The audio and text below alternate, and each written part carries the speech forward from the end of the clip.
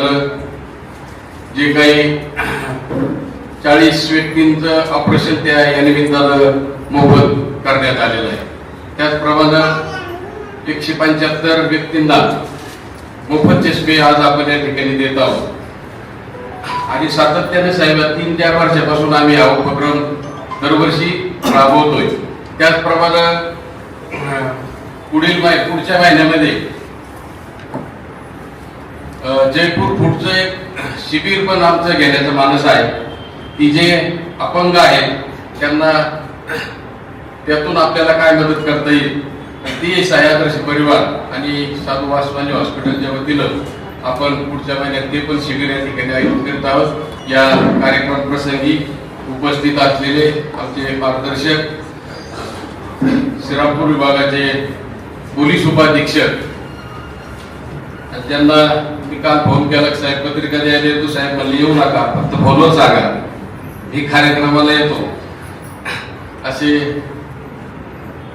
शिवपूजे साहेब, त्यांचं कायम आम्हाला त्या ठिकाणी मार्गदर्शन असतं. त्याचप्रमाणे रावलीचे तहसीलदार साहेब सन्माननीय नामदेवराव पाटील हे 2-3 कार्यक्रमातून बीज झाले होते, परंतु आज साहेब तुम्ही आलात त्याबद्दल तुम्हाला धन्यवाद देतो.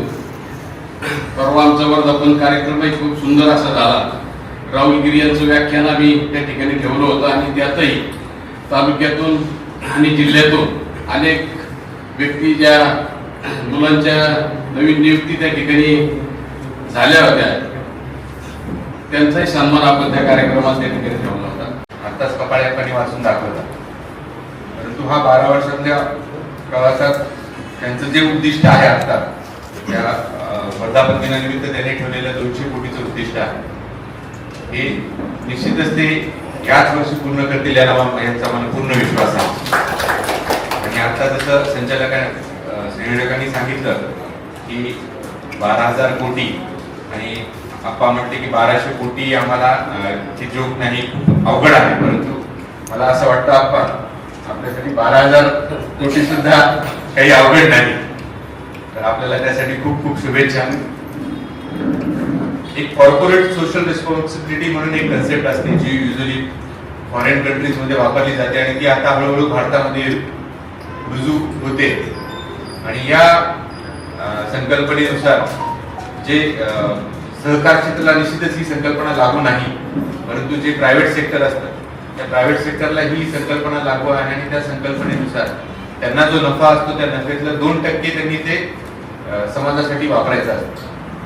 तर मला हे बघून आनंद झाला की साई मल्टीस्टेटना आत्ताच म्हणजे त्यांना लागून असताना ते 10% नफ्याच्या 10% ते समाजासाठी वापरतात. त्यामुळे हे खूप चांगल्या प्रकारचं साई आदर्श मल्टीस्टेटचं जे त्यांनी जे करतायत त्याबद्दल त्यांचं परत एकदा मी खूप खूप अभिनंदन करतो. नेत्रदान, आता माझं बॅकग्राऊंड डॉक्टर आहे, मी MBBS आहे, त्यामुळं नेत्रदान आणि डोळ्यांचं महत्त्व किती आहे याबद्दल मला खूप चांगली जाणीव आहे. जेव्हा गव्हर्नमेंट मेडिकल कॉलेज औरंगाबाद इथे मी शिक्षण घेत होतो तेव्हा बरेच असे पेशंट्स यायचे की फक्त डोनेशन नसल्यामुळे त्यांना कित्येक दिवस वाट पाहावी लागायची. 2009-10ची गोष्ट आहे. त्यावेळेस लोकांमध्ये एवढा अवेअरनेस सुद्धा नव्हता की आपण रक्तदान केलं पाहिजे किंवा नेत्रदान केलं पाहिजे. आणि आर्टिफिशियल लेन्सेस आता ज्या मोठ्या प्रमाणात मिळतात तर त्या त्यावेळेस नव्हत्या आणि त्यामुळे लोकांना बरेच काळ वाट बघावी लागायची. हे जे आता सुकर झालेलं आहे त्यात DK बुद्राणी हॉस्पिटल यांच्या संयुक्त विद्यमाने त्यांनी 40 ऑपरेशन्स केले आणि आज जवळपास 200 लाभार्थींना ते चष्मे वाटप करत आहेत. हे खरंच खूप कौतुकास्पद आहे. त्याबद्दल परत एकदा त्यांचं अभिनंदन करतो. आणि समाजातील सर्वच घटकांना कपाळ्याप्पांची मदत असते. आम्ही पण मदतीचा आशेने त्यांच्याकडे बघत असतो. आम्ही फक्त मागच्या वर्धापन दिनाला मी इथे जॉईन झाल्यानंतर जस्ट आलो होतो आणि त्यावेळेस मी त्यांच्याकडे इच्छा व्यक्त केली होती की इथला परिसर थोडा CCTV इथल्या परिसरात नाही आहे. इथल्या परिसरात ऍक्सिडेंट होतात, चोरीच्या घटना होतात. तर त्यांनी फक्त आमच्या एका शब्दावर पुढाकार घेऊन त्यांनी स्वतः सर्व CCTV इथले बसवले, त्याच्याबद्दलची एक योग्य सिस्टीम केली त्याबद्दल मी त्यांचे परत एकदा आभार मानतो आणि पुढच्या काळात आपले जे उद्दिष्ट आहे ते उद्दिष्ट आपण लवकरात लवकर पार करले याबद्दल मला पूर्ण खात्री आहे. त्याबद्दल मी आपल्याला पुन्हा एकदा शुभेच्छा देतो आणि थांबतो. जय हिंद, जय महाराष्ट्र. व्यक्त केलं त्याच्यातून जे मला उमगलं आणि त्यांची संवेदनशीलता जाणवली त्याविषयी मला बोलावं असं वाटतंय. सर्वप्रथम कपाळे साहेब, मी AR होतो, सहकार खात्यात काम केलंय, त्यामुळे तुमच्या संस्थेचा 2 मिनिटं पाहिल्याबरोबर मला त्याचं काय होतं, आपण जसे डॉक्टर चेक करतात तसं मी लगेच तपासलं. सगळ्यात पॉझिटिव्ह गोष्ट पहिले संस्थेच्या बाबतीतली ही आहे की त्यांनी टार्गेट 100 कोटीचं ठेवलं आणि 168 कोटी ठेवी झाल्या. आणि कुठलीही संस्था नफ्यात राहायची असेल, टिकायची असेल तर कर्ज वाटप हे ठेवींपेक्षा जास्त नसावं. म्हणजे कर्ज वाटप 105 आहे, म्हणजे लोकांच्या ठेवी सुरक्षित आहेत जर रेशो मेंटेन पाहिजे. आणि सगळ्यात महत्वाचं त्यांची वसुली जी आहे ती 100% आहे. जिल्ह्यामध्ये 18 शाखा आहेत, त्यापैकी 9 शाखा ह्या स्वतःच्या. कपाळे साहेब, आपले मनपूर्वक आभार मानतो आणि धन्यवाद देतो. कारण 97 जी घटनादुरुस्ती झाली, 97 घटनादुरुस्तीनंतर सहकार खात्यात शिस्तीत काम करणं एवढं सोपं नाहीये. ज्याचा उद्देश प्रामाणिक आहे तो सहकार खात्यात 97 घटनादुरुस्तीनंतर टिकू शकतो.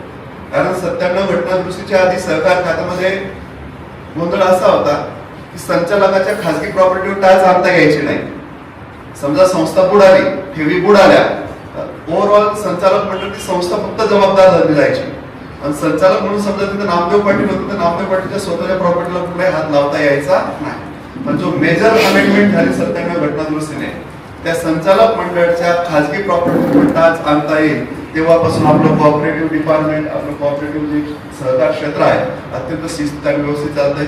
त्याबद्दल सर्वप्रथम आपल्या साई मल्टी स्टेट, आदर्श मल्टी स्टेट तर्फे आणि आपल्या सगळ्यांतर्फे कपाळे साहेबांची मनपूर्वक आभार मानतो आणि त्यांना धन्यवाद देतो. आपण यशस्वीपणे त्यामुळे सहकार खात्यात 2013 12 वर्ष हे बालपण आहे, पण तुम्ही त्या संस्थेची एवढी मोठी प्रगती केली आहे की त्याला बालपण कसं म्हणावं असा प्रश्न पडला.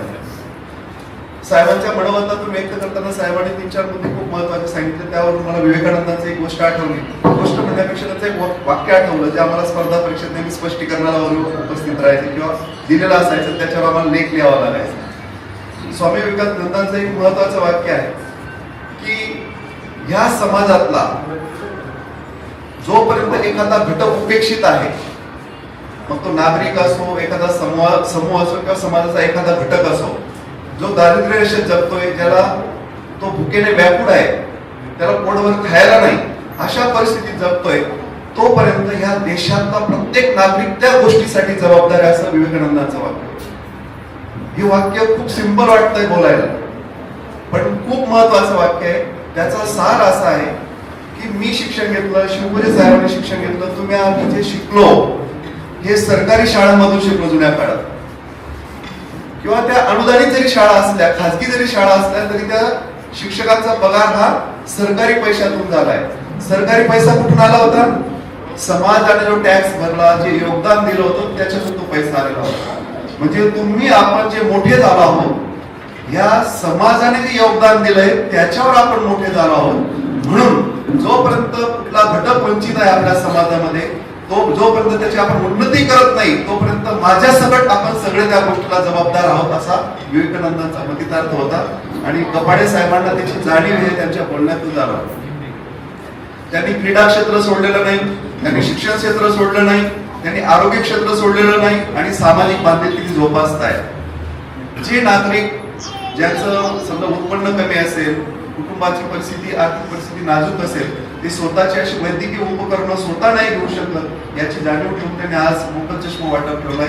त्याबद्दल आपण सगळ्या त्यांचे अभिनंदन करण्यासाठी एकदा टाळ्या वाजवा. कपाळे साहेब, जोपर्यंत मी आणि शिवपूजी साहेब आहोत, शिवपूजी साहेबांतर्फे आपल्याला कमिटमेंट देऊन टाकतो, आपलं कुठलंही सामाजिक चळवळीतलं कुठलंही काम असो, आम्ही आपल्या सोबत राहू, फक्त एक गट लागू.